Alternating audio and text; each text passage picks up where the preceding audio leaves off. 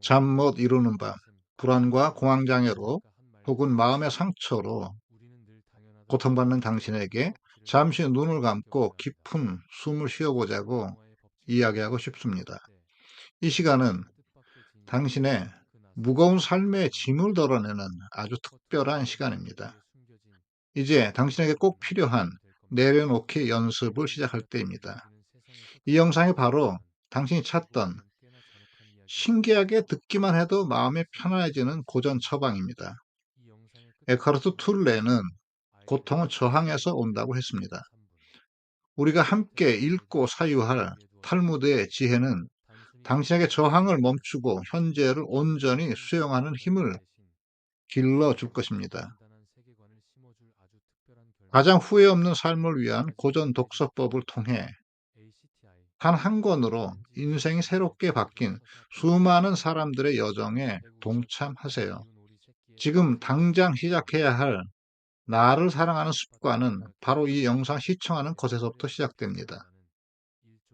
사랑하는 나의 내면에게 나는 오늘 글을 씁니다. 밤이 깊었고 거울 속에 나는 잔뜩 찌푸린 얼굴로 서 있었습니다. 삶의 무게, 인간관계의 찢김, 그 모든 실패가 남긴 공허와 상실, 그 모든 것이 소리 없이 나를 괴롭히는 내면의 그림자, 그 이름은 바로 분노와 화였습니다. 오늘도 저는 무거운 짐을 타인을 향한 비난이라는 날카로운 무기로 바꾸어 던졌습니다. 그러나 이내 그 비난이 부메랑처럼 돌아와 제 마음을 가장 깊이 찌르는 것을 느꼈습니다. 이 고통, 이 불안과 공황의 그림자, 모든 것이 내려놓지 못함에서 시작되었다는 사실을 이제야 직면합니다. 저는 오랜 시간 이 고통의 미궁 속에서 출구를 찾아 헤매는 순례자였습니다. 오늘 저는 그리고 나 자신에게 진심으로 위로를 건네는 벗으로서 이 고통의 기록을 남기려 합니다. 이 글은 단순한 고백이 아닙니다. 이 기록이 저를 그리고 이 기록을 듣는 당신의 삶을 근본적으로 바꿀 수 있는 단 하나의 지혜가 되기를 바랍니다. 편안한 자세로 눈을 감고 제 목소리에 귀 기울여 주시기를. 이것은 먼 길을 걸어 지친 순례자에게 건네는 따뜻한 물 한 모금이 될 것입니다. 1단계. 분노는 나의 언어임을 직면하다. 그림자를 끌어안는 일지. 노예의 쇠사슬을 발견하다. 어떤 탈무드의 가르침이 제 귓가에 울렸습니다. 내가 분노할 때 너는 이미 노예가 된 것이다. 저는 항상 저 사람 때문에 화가 났다고 제 분노의 이유를 외부에서 찾았습니다. 저 사람이 저를 무시했기 때문에, 저 상황이 저를 힘들게 했기 때문에. 하지만 고전이 말하는 흔들리지 않는 삶의 지혜는 다르게 말합니다. 화는 외부 자극에 대한 반응일 뿐, 그 화를 붙잡고 키우는 것은 전적으로 나의 선택이라는 것입니다. 에크하르트 톨레는 지금 이 순간의 힘에서 단호하게 말했습니다. 고통은 당신이 그것에 저항할 때만 지속된다. 저는 현실을 있는 그대로 받아들이기를 거부했습니다. 내 바람대로 상황이 돌아가야 한다는 환상에 있었습니다. 이 저항의 에너지가 바로 저를 올가매는 노예의 쇠사슬이었습니다. 저는 분노를 통해 상황을 통제하려 했고, 그 통제의 환상이 저를 노예로 만들었습니다. 저는 제가 화를 내므로써 더 나은 결과를 얻을 수 있을 것이라 착각했습니다. 하지만 남은 것은 비참한 패배감뿐이었습니다. 자동적 사고의 함정. 저의 불안증이 시작된 것도 이 지점에서였습니다. 저는 흔히 자동적 사고라는 함정에 빠졌습니다. 타인의 무관심을 나를 무시한다는 식으로 왜곡하는 순간, 저의 분노는 걷잡을 수 없이 커졌습니다. 객관적인 사실과 저의 주관적인 해석 사이의 거리가 곧 저의 고통의 크기였던 것입니다. 그림자의 투사를 직면하다. 여기서 더 깊은 통찰이 필요했습니다. 제가 타인에게 함부로 뱉는 비난은 사실 제 안의 그림자가 투사된 것이었습니다. 저는 유독 무책임한 사람에게 분노했습니다. 저 사람은 너무 무책임해 라고 강하게 비난할 때마다 저의 내면에는 혹시 너무 억압되어 풀어주고 싶은 무책임함이 있지는 않았을까요? 저는 제 안의 그 무책임함을 외면하고 억압한 대가로 외부의 무책임함을 견딜 수 없었던 것입니다. 저는 유독 이기적인 사람들에게 화를 냈습니다. 저들은 항상 이기적이야 라고 비난할 때 제 내면의 순수한 이기심, 즉 나 자신을 먼저 돌보고 싶었던 욕구가 사회적 통념에 억압되어 타인을 통해 표출되고 있지는 않았을까요? 나를 사랑하는 습관은 이 내면의 그림자를 외면하지 않고 조용히 불을 켜고 들여다보는 용기에서 시작되었습니다. 저는 그동안 이 그림자를 숨기기 위해 얼마나 많은 에너지를 낭비했던가요. 버려야 채워지는 마음의 공간은 바로 이 그림자의 존재를 인정하고 분노를 외부가 아닌 나의 언어로 직면할 때 생겨났습니다. 이 깨달음이 첫 번째 단계, 가장 고통스러우면서도 가장 근본적인 치유의 시작이었습니다. 2단계, 판단의 짐을 내려놓다. 제가 분노를 붙잡고 타인을 비난하는 가장 큰 이유, 그것은 바로 판단이었습니다. 저는 끊임없이 옳고 그름, 선과 악, 정의와 불의를 판단하려 했습니다. 저는 스스로를 심판관 자리에 올려놓았습니다. 쇼펜하우어는 인간의 고통이 끝없는 맹목적인 의지윌에서 비롯된다고 보았습니다. 이 의지가 바로 끊임없이 세상을 내가 원하는 방식대로 판단하고 규정하려는 힘입니다.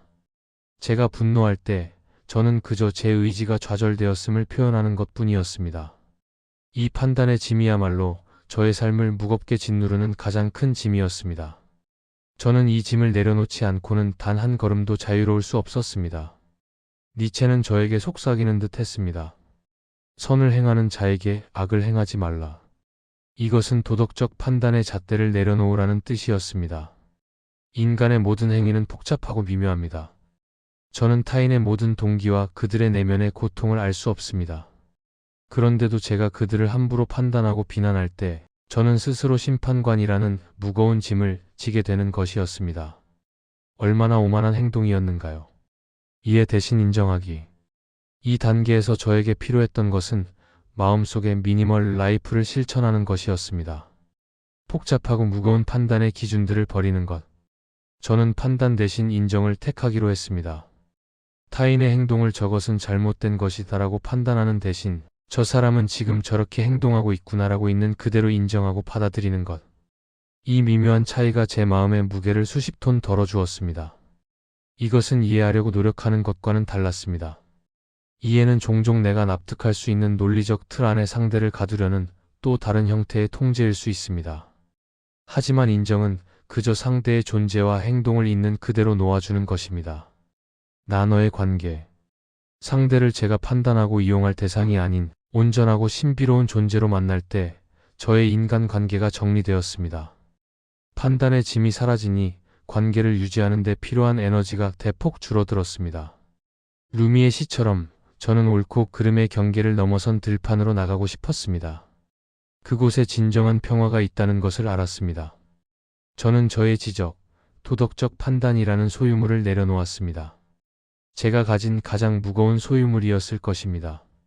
버려야 채워지는 마음의 공간은 그렇게 확장되었습니다. 저는 스스로에게 말했습니다. 너는 심판관이 아니다. 너는 그저 삶을 경험하는 존재일 뿐이다. 내면과의 대화. 나는 오늘 만난 사람들을 어떻게 분류하고 규정했는가? 그 분류와 규정의 틀을 내려놓고 그들을 그저 한 명의 너로 인정할 수 있는가? 3단계. 절대적인 내려놓음과 근원적 지혜 구하기. 3-1. 통제하고자 하는 욕망의 환상. 저의 모든 분노와 비난은 결국 통제하고자 하는 욕망에서 나왔습니다. 저는 세상과 사람을 통제할 수 있다고 믿을 때 가장 안전하다고 느꼈습니다. 하지만 아이러니하게도 이 통제의 환상이 저를 가장 큰 불안과 공포로 몰아넣었습니다. 제가 통제할 수 없는 영역이 세상에는 너무나 많았기 때문입니다. 저는 죽음 전에 가장 후회 없는 삶을 살고 싶다면 통제 불가능함을 인정하고 절대 놓쳐선 안 될 마지막 단계인 내려놓기 서렌더를 실행해야 함을 깨달았습니다. 톨스토이가 고통 속에서 발견했던 신앙의 핵심은 자기 부정이었습니다. 이것은 억압이 아니라 제가 모든 것을 할 수 있다는 오만한 자아를 내려놓는 것이었습니다. 오만함을 내려놓는 순간 저는 비로소 진정한 겸손을 경험했습니다. 저는 저의 취약함 속에서 진정한 힘을 발견하게 되었습니다. 저는 완벽하지 않아도 됩니다. 저는 약해도 됩니다. 저의 취약함이 저를 인간답게 만들었습니다. 비로소 저는 종교적 행위를 넘어 바람의 근원적인 지혜와 연결되는 방식으로 위로를 구할 수 있게 되었습니다. 이 근원적인 지혜는 저의 작은 통제력보다 훨씬 거대하고 안전했습니다. 3-2. 마법의 3단계 완성. 지금 이 순간 저를 괴롭히는 가장 무거운 짐을 떠올려 봅니다. 직장에서 받은 상처, 가족과의 불화, 저를 비난했던 사람의 얼굴. 이것을 제 힘으로 해결하려 애쓰는 대신 저는 틱나탄 스님의 고요한 호흡처럼 잠시 멈추어 서서 이 모든 짐을 나의 어깨에서 덜어내는 상상을 합니다. 루미는 말했습니다. 빛은 문이 아닌 벽을 통해 들어온다. 저의 분노와 비난의 벽을 무너뜨릴 때 비로소 위로의 빛이 들어온다는 것을 저는 이제야 압니다. 신기하게도 듣기만 해도 우울한 기분이 사라지는 이 마법의 3단계 주문을 저 자신에게 외쳐봅니다. 인정. 나는 지금 화가 났음을 인정합니다. 이 감정은 지나가는 구름임을 인정합니다. 가장 먼저 고통의 존재를 있는 그대로 직면합니다. 2양. 나는 이 문제와 타인의 행동을 통제하려는 판단의 짐을 내려놓습니다. 나의 통제권을 바람의 섭리에 이양합니다. 나의 오만함과 통제 욕구를 포기합니다. 신뢰. 나의 모든 불안과 고통을 근원적인 지혜에 맡깁니다. 이 내려놓음이 가장 후회 없는 삶으로 이끌 것을 신뢰합니다. 가장 어려운 마지막 단계, 믿음을 통한 평화의 획득입니다. 제가 스스로 해결하려던 힘을 포기할 때 더 거대한 존재의 평화가 저의 존재 속으로 스며들었습니다. 단호한 선택, 일어설 힘.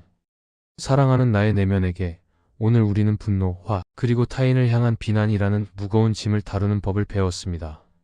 오늘 받은 상처를 오늘 바로 치유하는 방법은 바로 이 3단계를 지금 당장 시작해야 할 나를 사랑하는 습관으로 만드는 것입니다. 이 3단계는 지식이 아니라 매 순간의 선택이고 실천입니다.